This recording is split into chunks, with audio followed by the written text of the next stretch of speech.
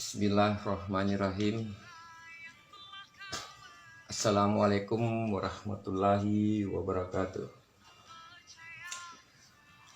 Kita lanjutkan pembahasan masih dalam frame cerdas berpencinta alam bersama Nevi James. Temanya masih sama dari awal, yaitu upaya mencari tahu definisi atau pengertian pencinta alam, dan bertambah lagi definisi atau pengertian mahasiswa pencinta alam menggunakan perspektif ilmu sejarah. Jadi, alat yang kita pakai yaitu perspektif ilmu sejarah.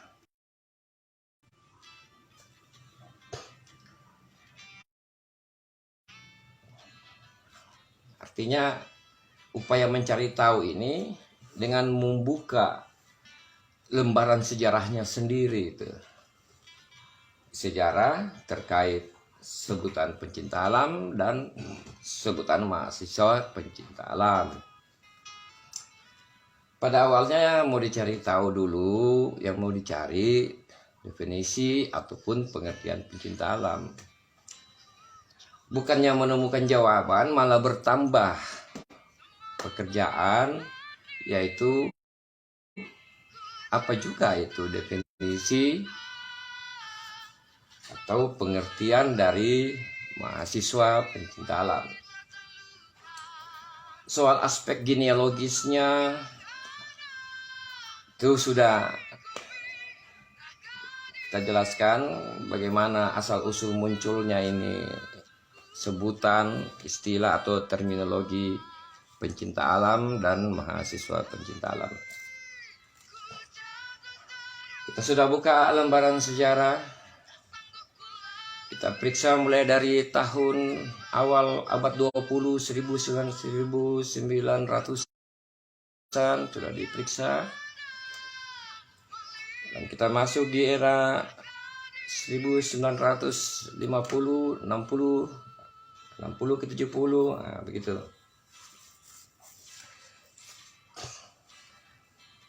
Jadi upaya mencari tahu ini kita sudah periksa mulai dari awal abad 20,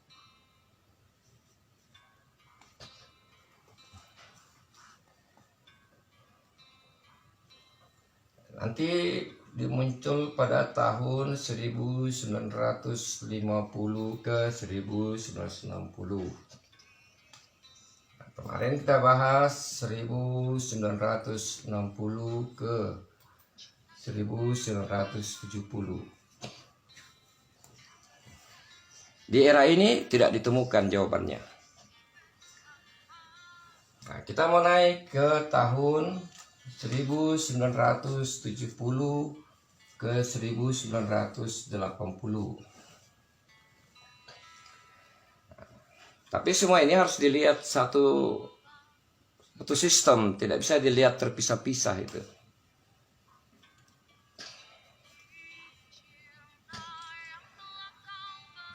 Kita sudah bicara secara garis besar di awal era 50-60, era 60-70, kita mau masuk di era 70-80. Tetapi seperti biasa, kalau kita masuk 70 ke 80, di awal kita akan bawa sedikit era 60-70 agar kita tidak kehilangan titik awal gitu.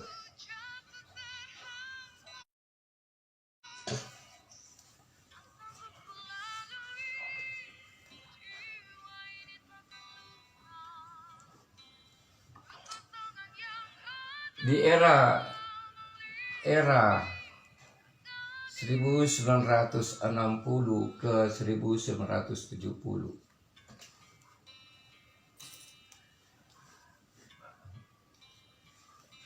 organisasi ke pencinta alaman yang ada.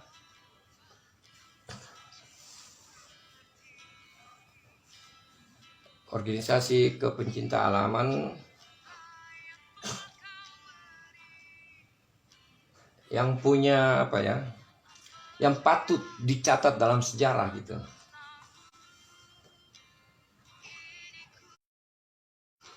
Yang patut tercatat gitu.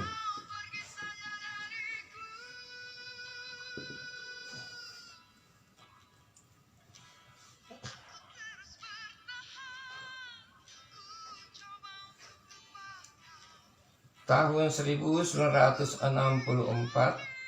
ya, berdiri Mapala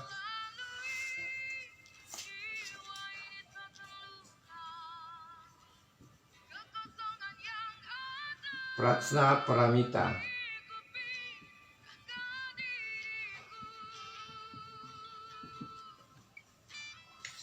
Ini posisi kameranya menghalangi tulisan kalau saya nulis. Nah, nggak apa-apa nih.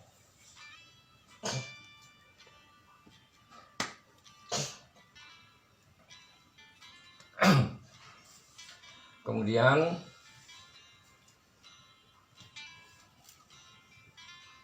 setelah 64 itu banyak ya, ada banyak organisasi berdiri ya. 1967, 1969 ini banyak. Di antaranya yaitu Aranya Cala Trisakti.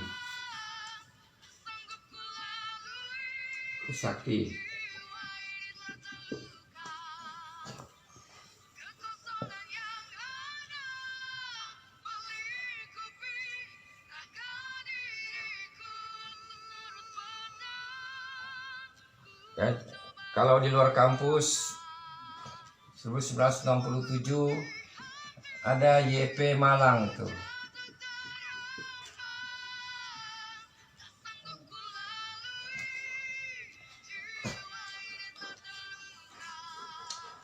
Ini organisasi pecinta alaman ya. Lalu bagaimana dengan Wanadri? 1964 juga ya, bulan berbeda dengan Mapala Pratsna Paramita.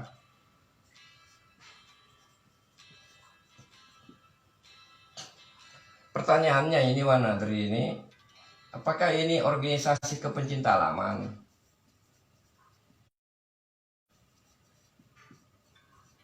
Nanti kita bahas khusus nih. Ini tanda tanya ini.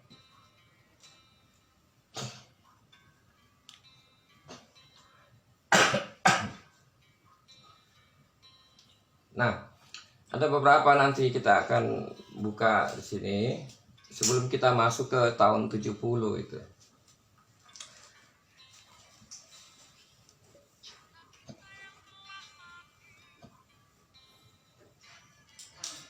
Yang perlu kita tahu ya, yang perlu kita di Sulawesi Selatan pahami itu baik-baik di konteks sejarahnya itu. Ada suatu apa ya,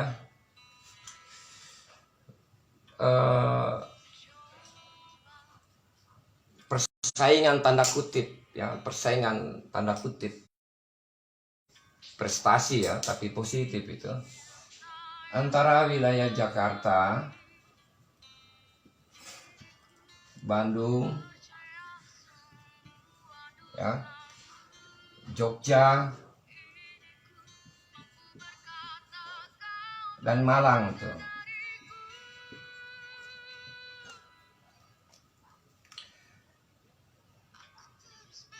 Hampir semua hal sebenarnya ya, termasuk di kepencinta alaman tuh.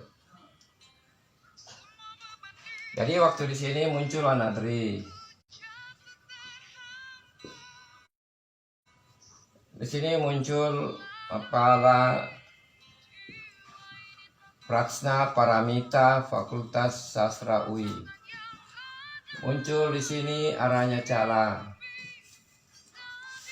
Usaki. Nanti kemudian muncul Mapala UI.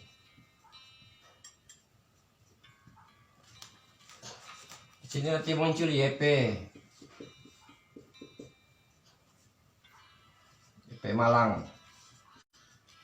Ya, tentu di sini punyanya Wibowo ini.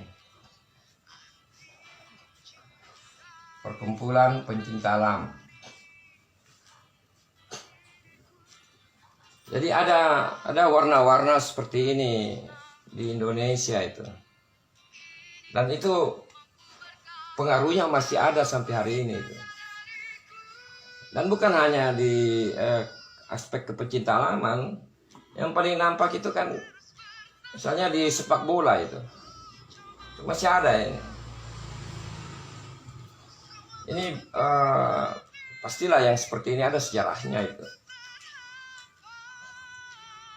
Jadi kita pahami dulu suasana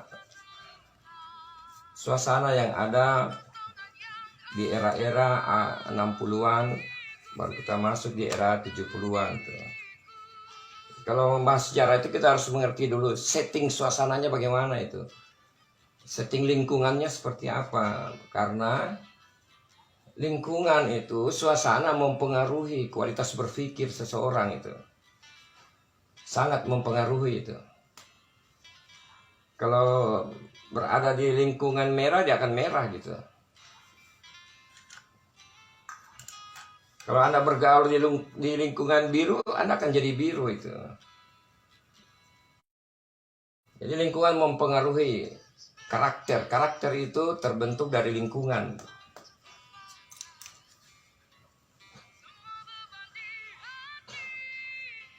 Makanya organisasi itu tidak bisa berubah kalau tidak mengubah lingkungannya, tidak mengubah sistemnya, tidak mengubah kulturnya. Itu tidak akan pernah bisa berkembang itu.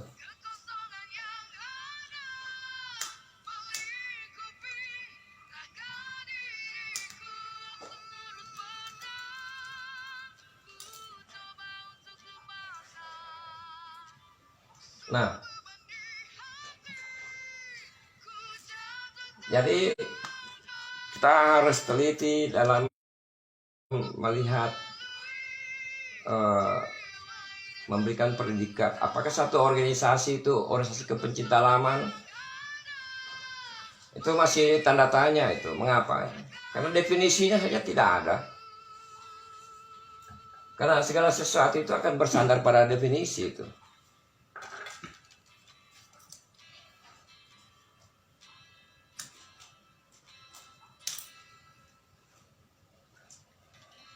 Ya, jadi ada gambaran seperti ini ya.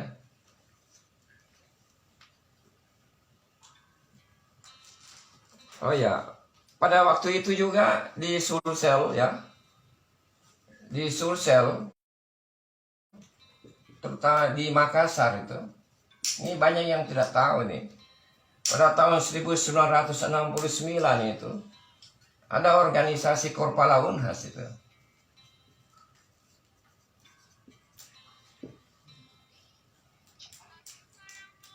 Cuma ini tidak punya hubungan dengan Korpala Unhas yang sekarang itu.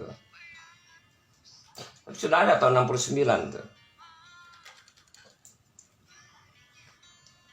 Kalau Korpala Unhas yang sekarang mau mencantol ke sini bisa juga kalau dia mau itu. Tapi kan mereka tidak mau. Jadi mereka membangun sendiri itu.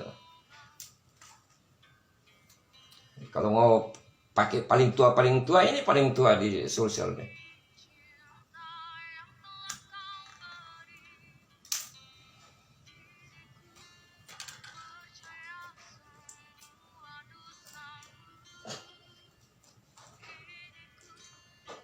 Bahkan tahun 1976 itu mereka pasang plakat di puncak bawah Keraing itu.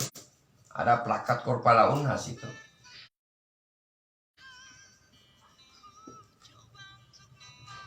Mereka torehkan di atas batu itu. Waktu itu saya hapus karena bisa menjadi fitnah bagi Korpala yang ada sekarang gitu.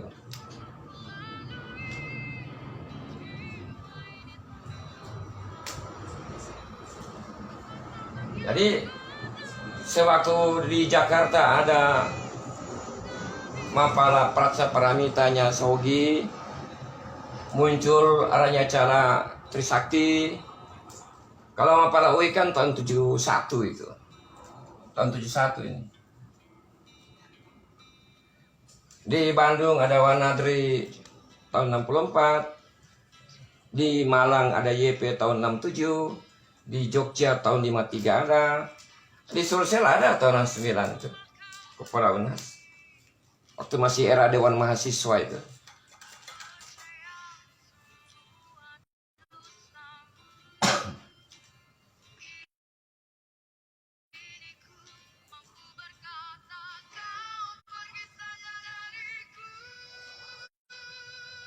Nah, kita buka satu-satu.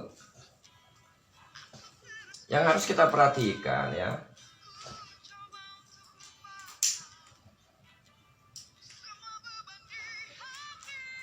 Ada organisasi. Jadi organisasi itu ya.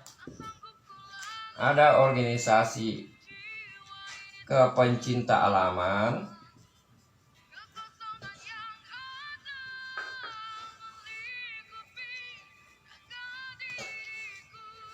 Ada organisasi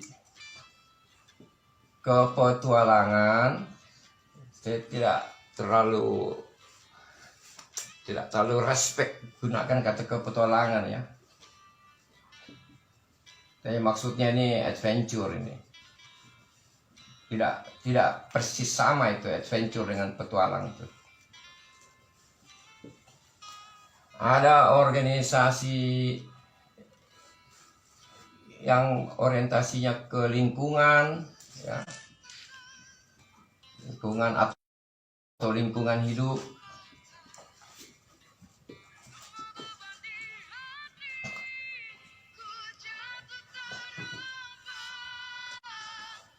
Ini berbeda ini. Organisasi kepencinta alaman berbeda dengan organisasi adventure. Berbeda juga dengan organisasi lingkungan itu. Karena ketidaktahuannya orang-orang yang berkecimpung di kepencinta alaman, dia samakan dirinya dengan dua-duanya ini tuh.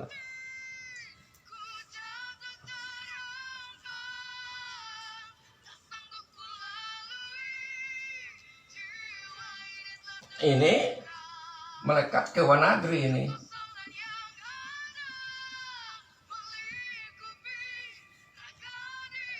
Itu kalau kita kaji teks tagline-nya Wanadri itu, pendaki gunung dan penempuh rimba itu.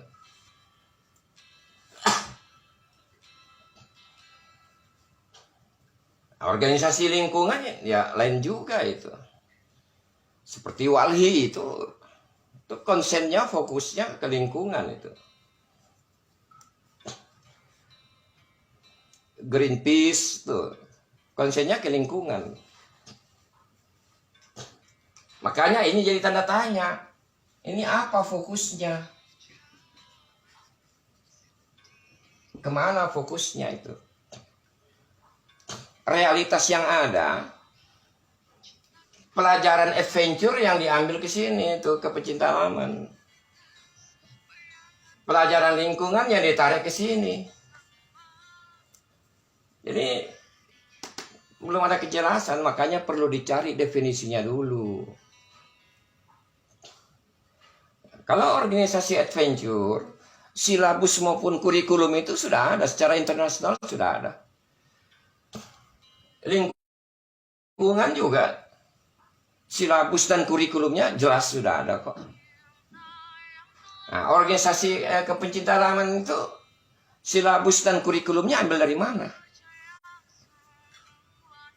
Realitas yang ada kan caplok sini masuk sini, caplok ini masuk sini, kan gitu. Makanya kita perlu berpikir gitu untuk melakukan sesuatu itu supaya jelas tegas perbedaannya itu.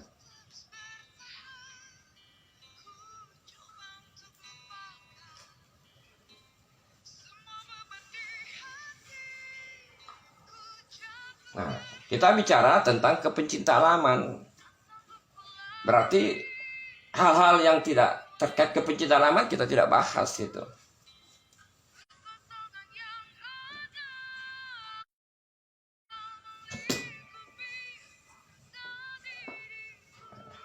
Biar lebih jelasnya, khusus Wanadri, Wanadri itu kan tagline-nya pendaki gunung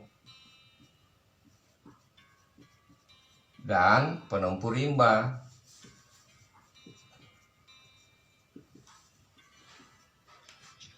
Ini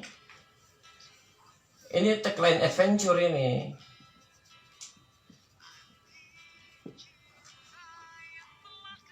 Sebutan pendaki gunung itu sebutan keahlian dalam adventure.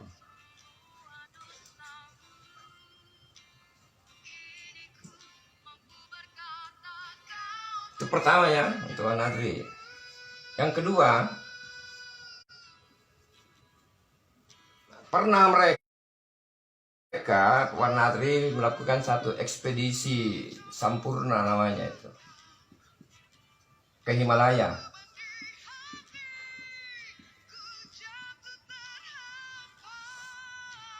Namanya Sampurna karena sponsornya waktu itu rokok Sampurna itu. Itu mereka bikin pernyataan bahwa Wanadri bukan organisasi kepecinta laman. Itu ada sejarahnya itu. Cuma kan waktu itu mungkin belum era digital, belum ada, tapi jejak digitalnya mungkin kita tidak bisa temukan, tapi pernyataan secara terbuka itu ada itu.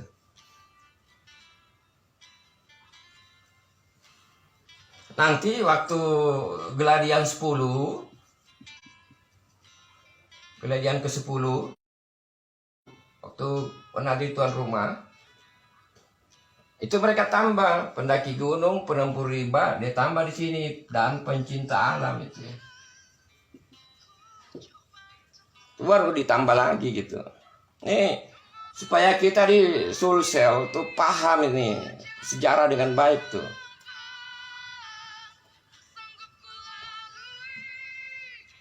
Jadi kita harus mampu mengidentifikasi yang mana organisasi kepecinta laman, yang mana organisasi adventure, yang mana organisasi lingkungan, mana organisasi agama gitu, mana organisasi politik. Kita harus bisa memilah-milah itu, mengidentifikasi dengan tegas tuh.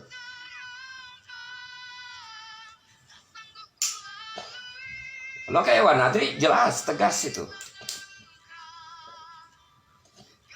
Tapi organisasi kepencinta laman ini yang tidak jelas. Parameternya apa?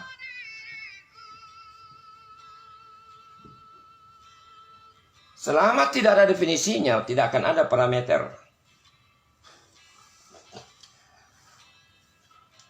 Kita saja kalau mau menganut ajaran Islam, alat ukurnya satu, bersahadat. Begitu juga dengan agama-agama lain.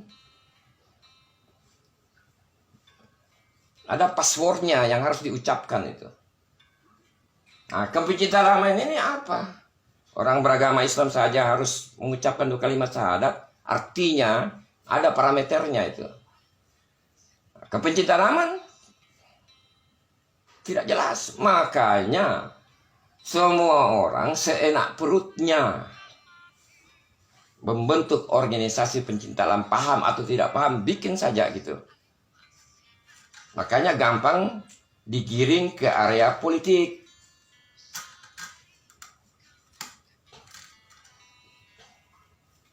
Nah itu, mengapa kita harus cari tahu dulu definisinya. Kalau tidak ada ya dibikin. Nah, tentu waktu dibuat itu definisinya harus mengikuti aturan-aturan ilmu pengetahuan, bukan mau-maunya. Harus ada penelitian gitu.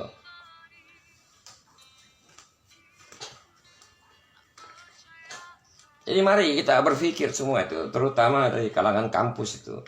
Kampus kan identik, katanya identik suka berpikir. Kita lihat berpikir tidak itu. Karena tidak ada definisinya, maka ya sama lah. Anak SMP pencinta alam, anak SMA pencinta alam, anak mahasiswa pencinta alam, sama semua.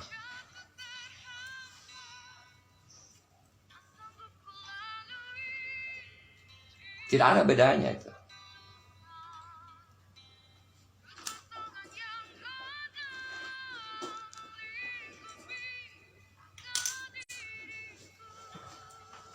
Oke. Ini melihat situasinya dulu ya sebelum masuk ke era 70. Nah, jadi di era 1960 ke 1970 ya ada Wanadri. Ini tahun 64. Ada Mapala Pratsna Paramita Fakultas Sastra UI. Ini juga 64, beda bulan nih.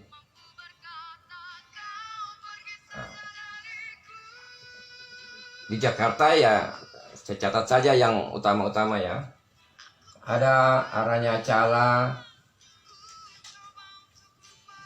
Trisakti. Ini tua ini, bahkan kampusnya itu punya cipta sejarah tersendiri gitu. Sekarang menjadi kampus yang besar gitu.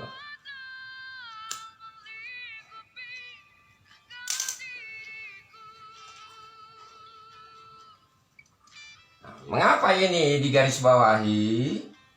Kenapa ini harus dibicarakan? Karena ini nanti ada hubungan dengan istilah kode etik pencinta alam itu.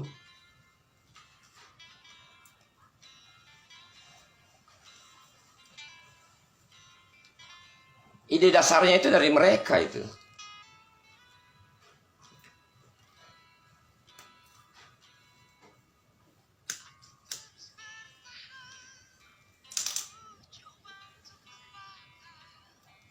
Kemudian di Malang ada YP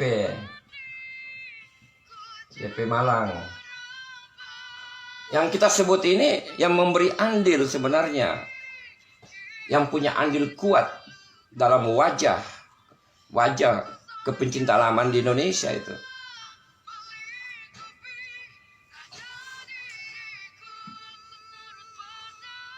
Baru muncul Mapala UI.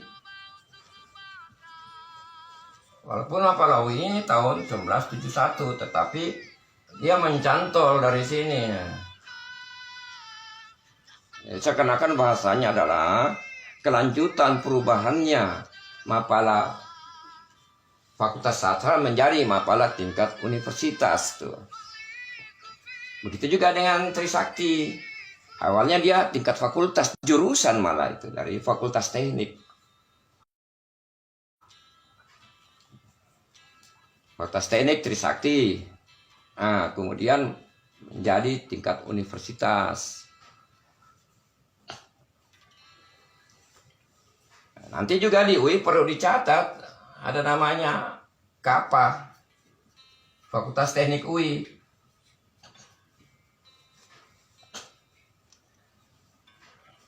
Ini semua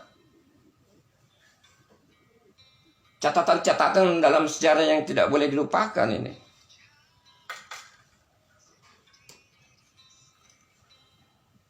Jadi kita bisa dapat gambaran bagaimana situasi pada saat itu.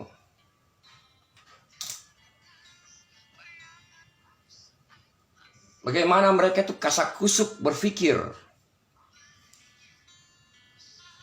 Pada saat ini terjadi ya di Malang, di Jawa Timur, di Jawa Barat, di Jakarta, mungkin di Jogja juga. Pada saat kasak-kusuk ini terjadi, di Sulawesi Selatan ngapain? Itu pertanyaannya.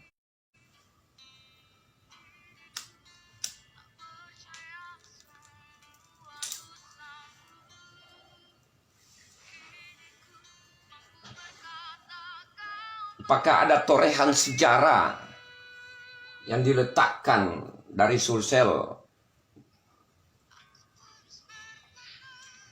Paling bicaranya Gladian 4 itu nanti dibahas baru ngerti itu.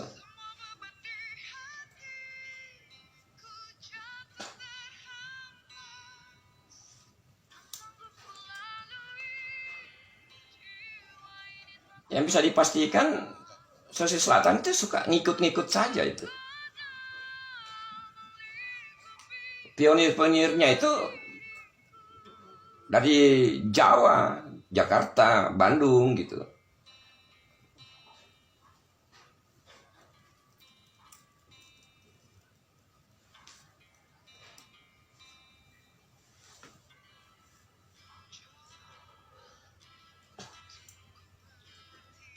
Nanti kalau pembahasan kode etik ya, tapi bukan malam ini pembahasannya ya. Ini nanti akan dibicarakan ini. Keterkaitan dengan Trisakti nanti kita akan buka semua itu. Apa itu Geladian sesungguhnya gitu.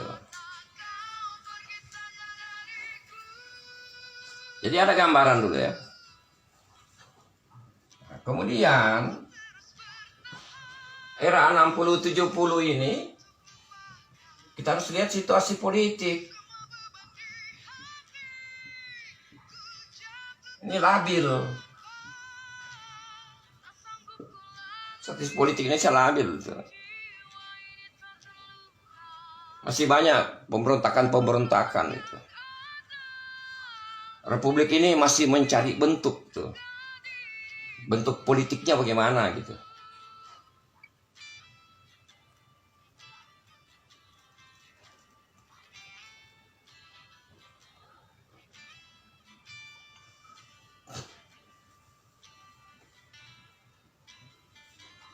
Jadi era 60-70 aspek Ipolexosbud itu ini labil.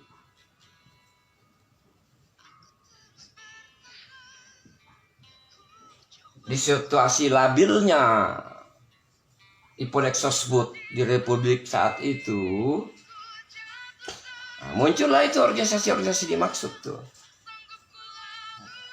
Dan di era Ipolexosbud labil ini, Sogi wafat, meninggal dunia di Mahameru.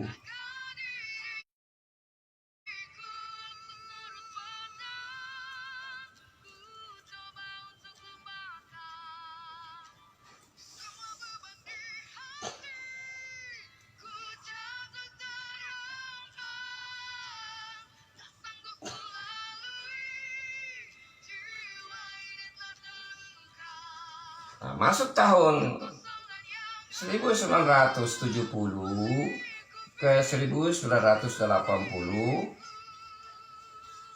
ya pada prinsipnya masih labil.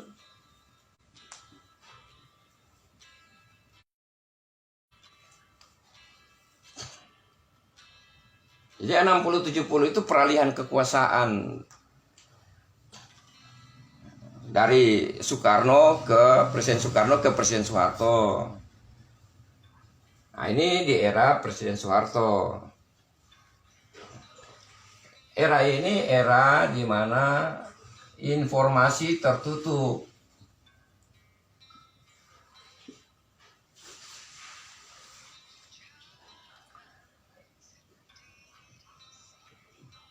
Kebebasan itu dikendalikan.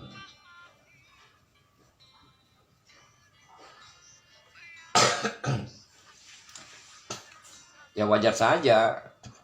Itu sudah sesuatu yang sangat wajar itu. Kalau situasi itu tidak labil, maka harus dikendalikan supaya bisa mempercepat proses menjadi stabil gitu.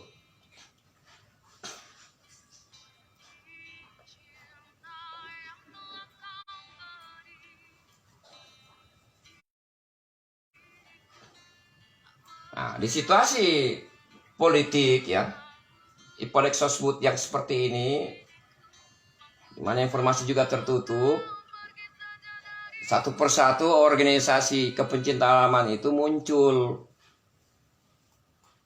Itu yang menarik.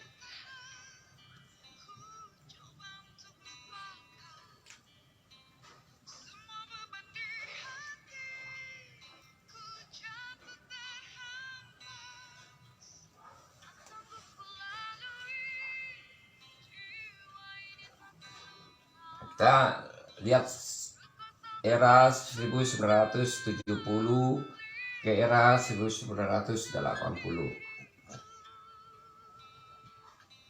Di sini muncul Mapala UI itu.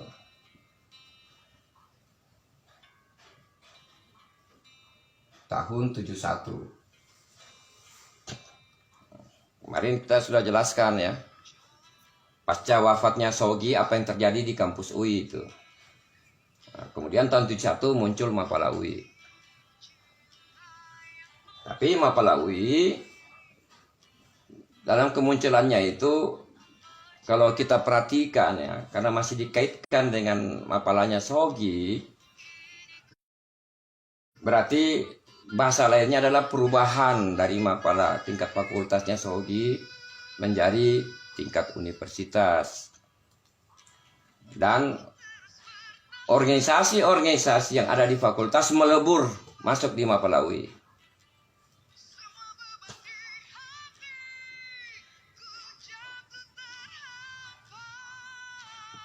Kecuali fakultas teknik yang tidak melebur.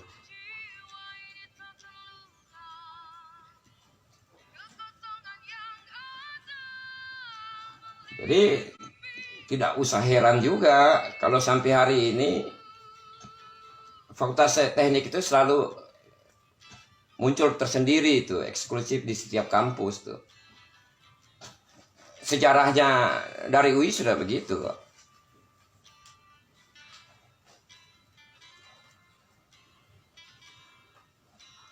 Jadi jangan dilihat itu sebagai satu masalah gitu. Biasa-biasa saja.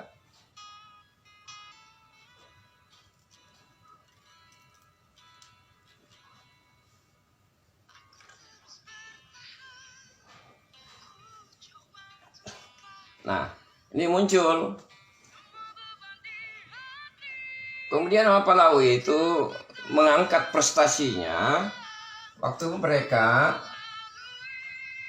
kerjasama dengan ABRI. Dulu ABRI namanya, Angkatan Bersenjata Republik Indonesia itu. Ini bikin kegiatan kunjungan ke Puncak Jaya. Enggak puluh.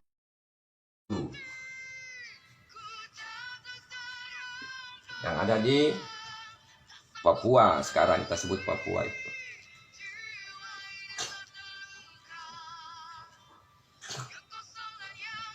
Nah, mereka kerjasama. Mengapa kerjasama? Situasi itu ada hubungan dengan situasi labil. Situasinya yang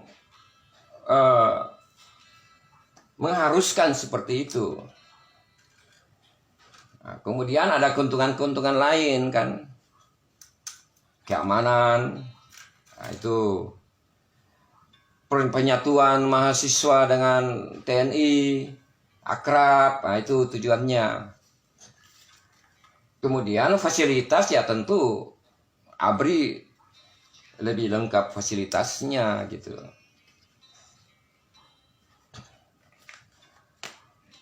Jadi organisasi kepencetaraman itu di sejarahnya punya kedekatan dengan TNI itu. Ini yang sekarang renggang.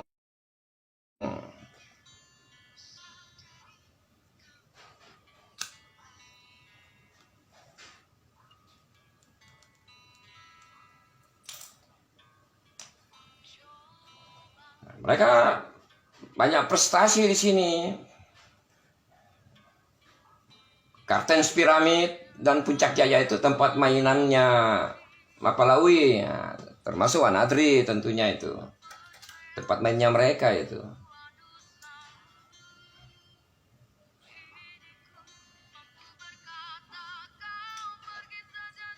Mereka juga ekspedisi ke Van der Waal, Arung Jeram di Papua itu. Itu semua TNI terlibat tuh.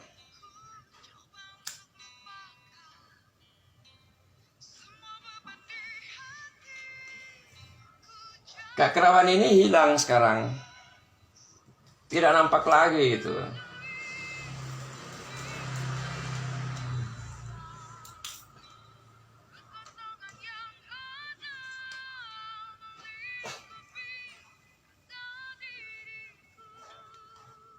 Kemudian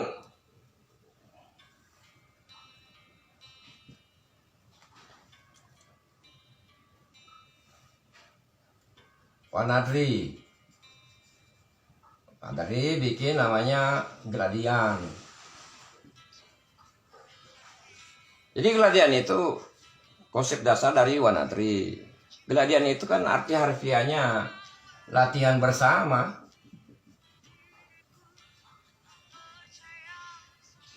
Makanya semua unsur bisa terlibat di dalamnya. Namanya latihan bersama. Terserah unsur dari mana mau terlibat, silahkan gitu. Latihan bersama saja gitu.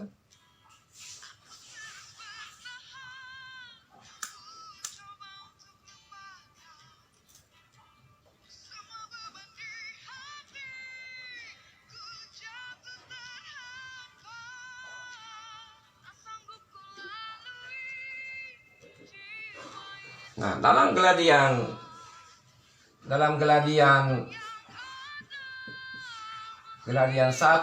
Gladian 2, Gladian 3 ya. Terutama 2 dengan 3 ini upaya untuk membuat kode etik PA itu gagal. Jadi pernah dicoba di Gladian, gagal tuh. Mulai Gladian di Malang, Gladian di Jakarta, di Pantai Carita, gagal. Di Malang juga gagal tuh.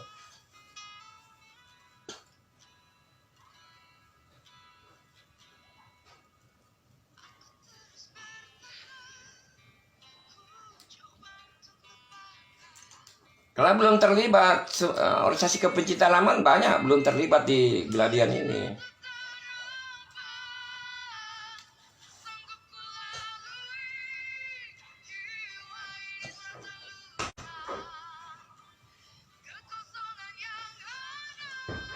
Nanti muncul Aranya Cala,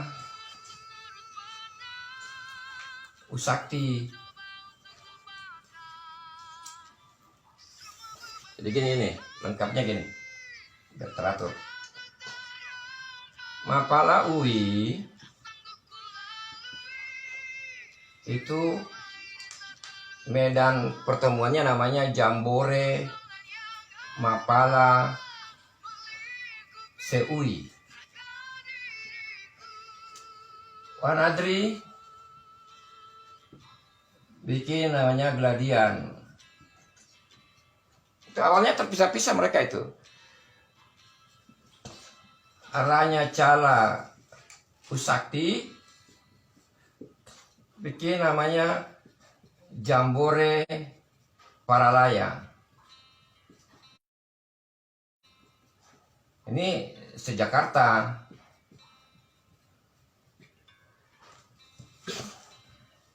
Jadi ada 3 kutub tuh.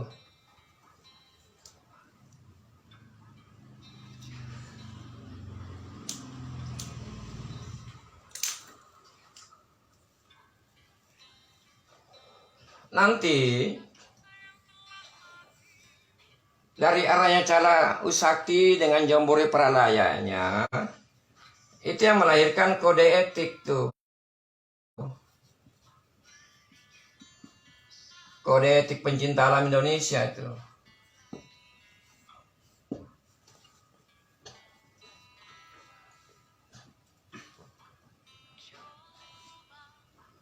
Jadi kode etik pencinta alam Indonesia itu digodok dalam Jambore Paralaya. Itu sejarahnya jelas tuh.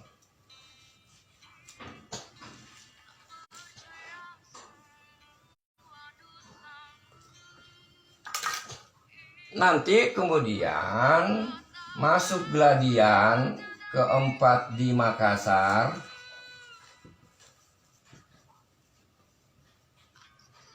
Mereka semua kumpul. Kode etik ini yang ditawarkan untuk berlaku secara nasional. Jadi di Makassar itu cuma ditetapkan, bukan dibahas, ditetapkan. Itu garis besarnya.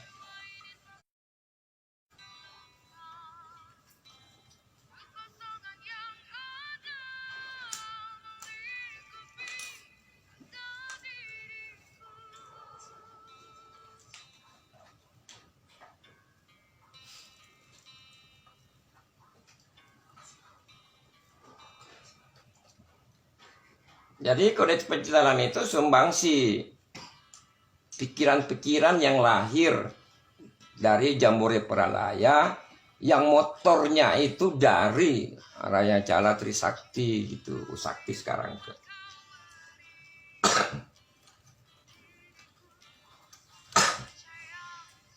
Nah, ini kan tahun 74.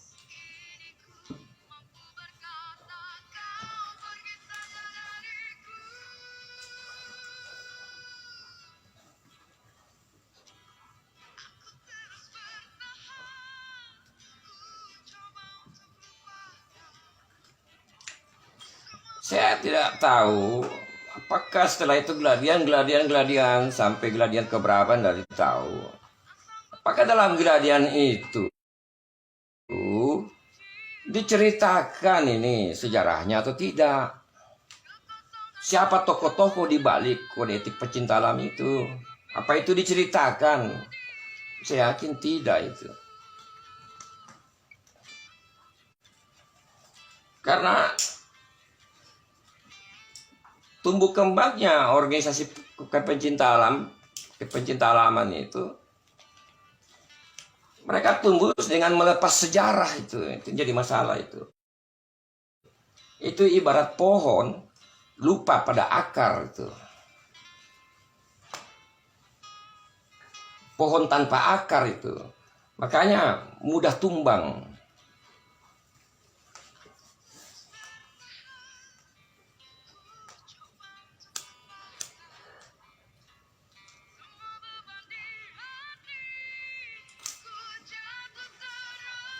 Nah, tapi situasi ini, situasi politiknya masih labil Republik saat itu. Ini kan Januari nih. Nah, kemudian tahun 1974 masih di bulan Januari, ada satu peristiwa penting namanya peristiwa Malari.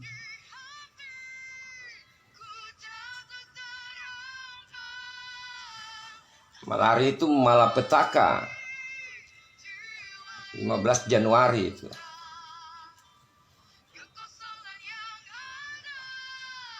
Yang kemudian berujung dibubarkan Dewan Mahasiswa. Itu dibubarkan itu. Ya, ada peristiwa Malari, Jakarta itu hancur pada saat itu. Tokohnya ini muncul Dr. Hariman Siregar tuh. Itu tokohnya di peristiwa Malari itu. Nah, dan di situ juga berakhirnya Dewan Mahasiswa, ditutup. Nanti tahun 1976 lanjutan dari dibubarkan Dewan Mahasiswa itu, dibuatkanlah konsep NKK BKK.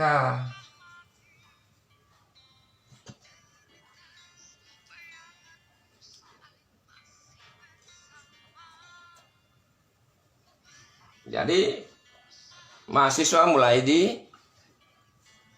diawasi, dikontrol gitu.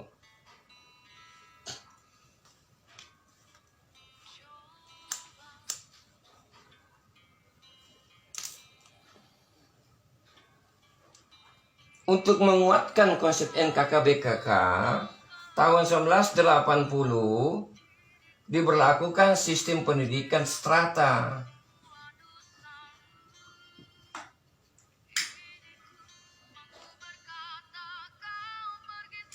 S1, S2, S3 gitu. Bahasa lainnya ini batasan kuliah, pembatasan waktu kuliah.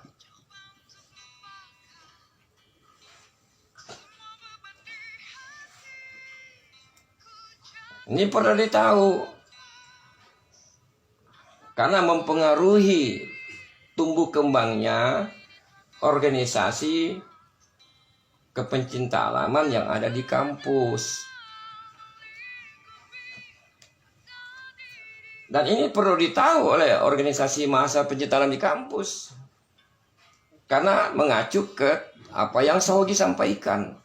Menjaga idealisme mahasiswa dan sebagai wadah perjuangan pergerakan mahasiswa itu. Ini yang tercabut.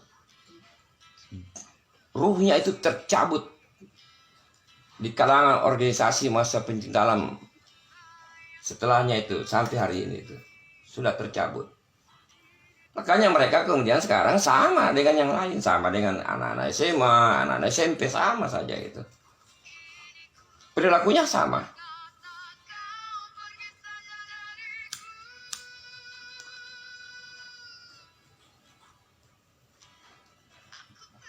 Harusnya mereka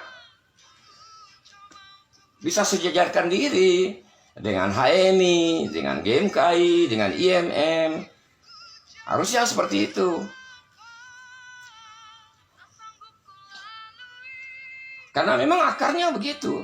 Benihnya itu diletakkan oleh Sahogi gitu.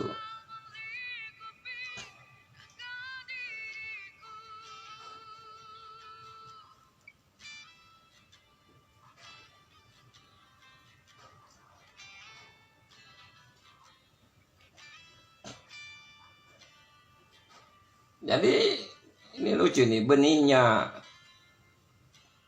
apa ya, benihnya nih pohon lain, buahnya lain lagi gitu.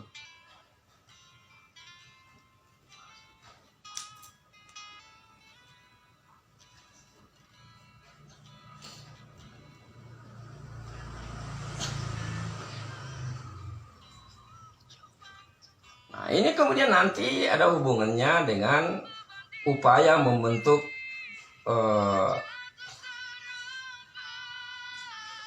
senat mahasiswa perguruan tinggi yang sekarang diributkan itu soal BEM perguruan tinggi itu.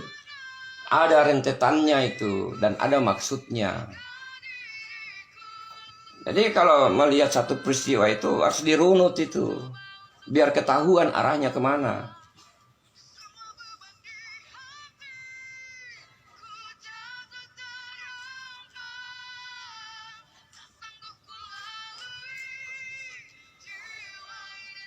Nah, ini Indonesia di era ini era labil. Korupsi itu tahun 1978 mulai ada. 1978 itu baru ada korupsi. Jadi di era Presiden Soeharto itu tidak pernah kedengaran ada pejabat korupsi itu.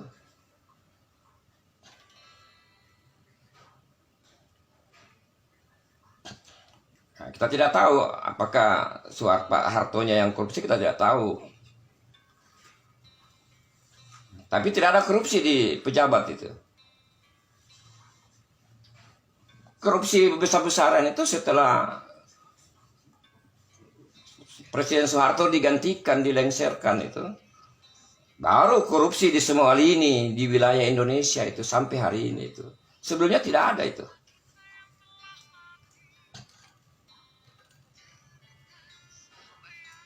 Walaupun ada yang mengatakan ya tidak ada, tapi yang korupsi Presiden Soeharto. Kita tidak tahu itu karena belum pernah masuk di peradilan. Jadi kita tidak tahu, kan peradilan yang menentukan itu.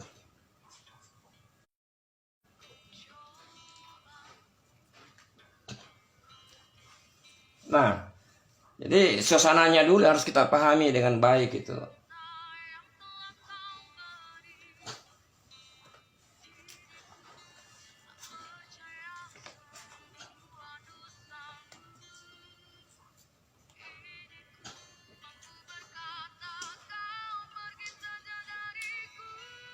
Jadi aneh kalau ada yang mengatakan dirinya bagian dari mahasiswa pencinta alam, tapi buta sejarah. Itu sangat aneh itu. Aneh itu kalau mengatakan diri mahasiswa pencinta alam. Panjangkan saja ini. Tapi tidak ngerti sejarah tentang mahasiswa itu sendiri itu.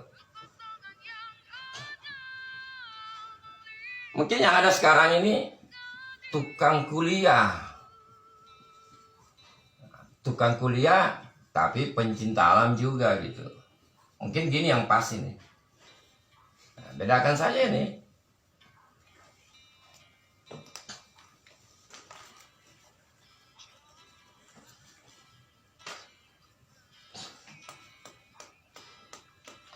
Ini tidak bisa diingkari. Karena negara Republik Indonesia ini terbentuk, ada peran mahasiswa di dalamnya. Ada peran kuat kaum muda gitu.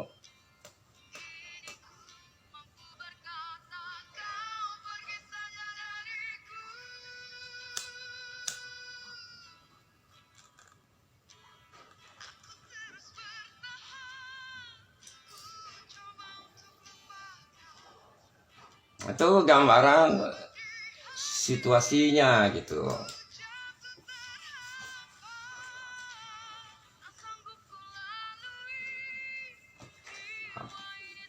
Terkait dengan peristiwa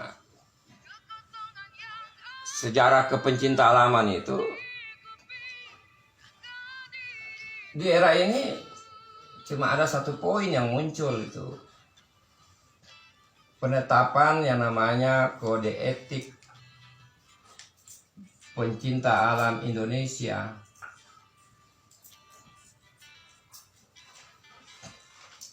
Ini ditetapkan di Gladian keempat di Makassar. Nah, tetapi yang harus diperhatikan, konsep Kode Etik Pencinta Alam Indonesia itu konsepnya atau kode etiknya yang dicetuskan pada Jambore Paralaya. Nah, di mana tinkernya itu dari Aranya Cala Trisakti.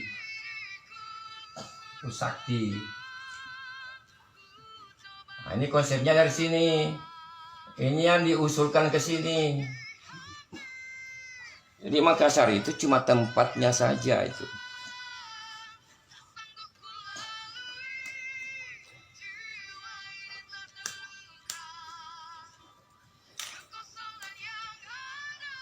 Tetapi di sini tidak muncul juga itu. Di peristiwa ini tidak ada definisi tentang pencinta alam itu. Ini kan unik, definisinya tidak ada, tapi aturan moralnya ada. Kode etik itu aturan moral tuh. Jadi dibahas tersendiri itu kalau kode etik tuh.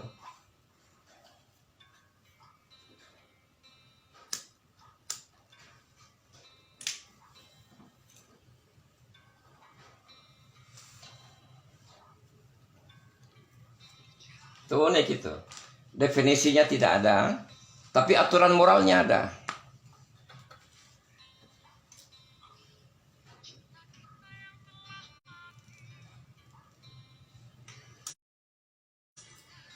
Nah, dalam Gladian ini juga tidak ada definisi apa itu pencinta alam, tidak juga definisi apa itu mahasiswa pencinta alam, tidak ada itu.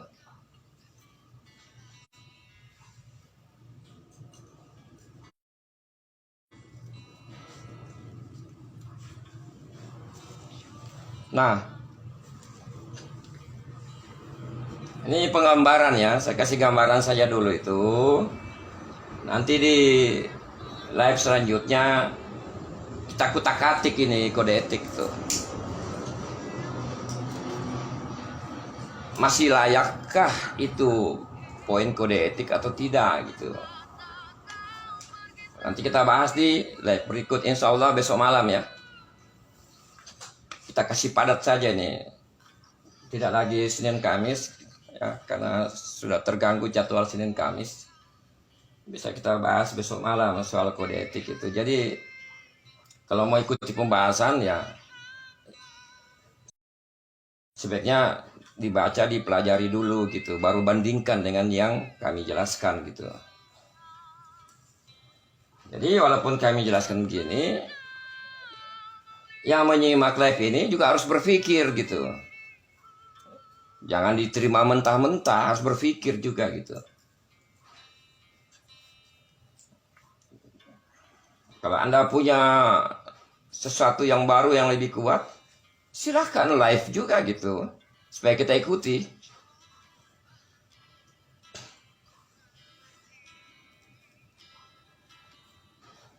Jadi jangan sampai kita sibuk baca kode etik, kita tidak tahu asal usulnya itu. Itu tidak sopan namanya itu. Kita lupa tokoh-tokoh di balik kode etik itu.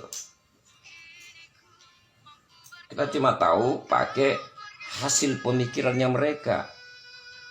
Dan kita tidak pernah mengingat mereka, menghargai mereka apalagi gitu. Kita sekarang sibuk minta dihargai tapi tidak menghargai karya-karya orang gitu.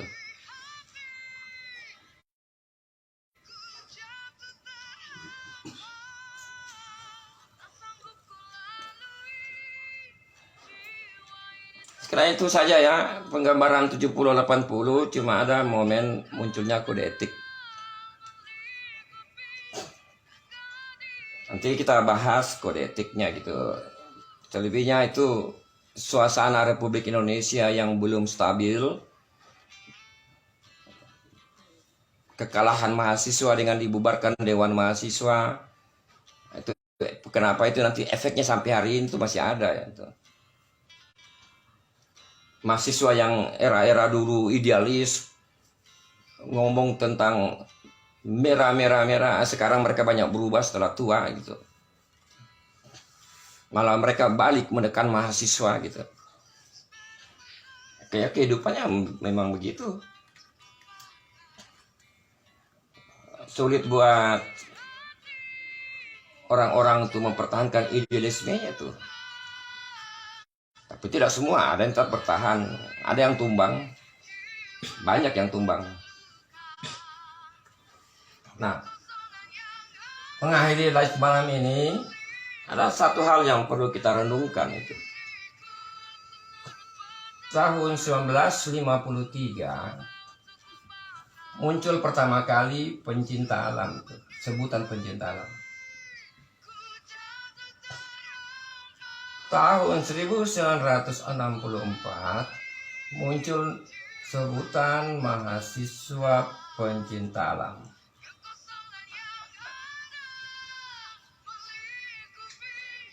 Tahun 1974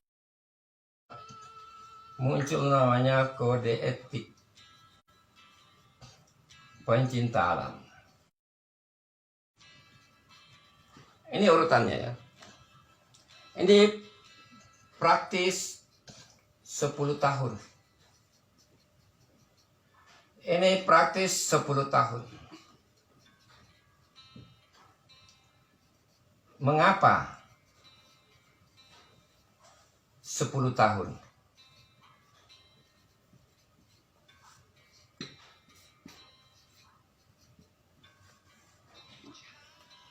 Jadi ada perubahan tanpa disadari. Ada perubahan setiap 10 tahun itu. Itu ada apa? Nanti kita lihat 10 tahun berikutnya lagi gitu. Ada enggak perubahan itu? Perubahan yang bersifat tumbuh berkembang gitu. Ini yang perlu kita cermati ini. Makanya kita harus tahu suasananya juga, suasana Republik pada saat itu bagaimana gitu. Kira untuk live malam ini saya cukupkan sampai di sini dulu ya. Nanti insya Allah besok malam kita bahas itu kode etik pencinta alam. Semoga apa yang kami sampaikan memberikan manfaat, kita bisa berpikir supaya generasi di Sulawesi Selatan itu ada muncul leader-leader baru, muncul pemikir-pemikir yang smart gitu. Bukan pengikut-pengikut gitu, tapi leader gitu. Itu tujuannya. Jadi live ini kami fokuskan untuk kaum muda, generasi mudanya Sulsel gitu. Bukan untuk kaum tua gitu. Kaum tua ya banyak-banyak saja istighfar itu. Karena tidak lama lagi itu akan mati gitu. Ya, saya juga seperti itu, makanya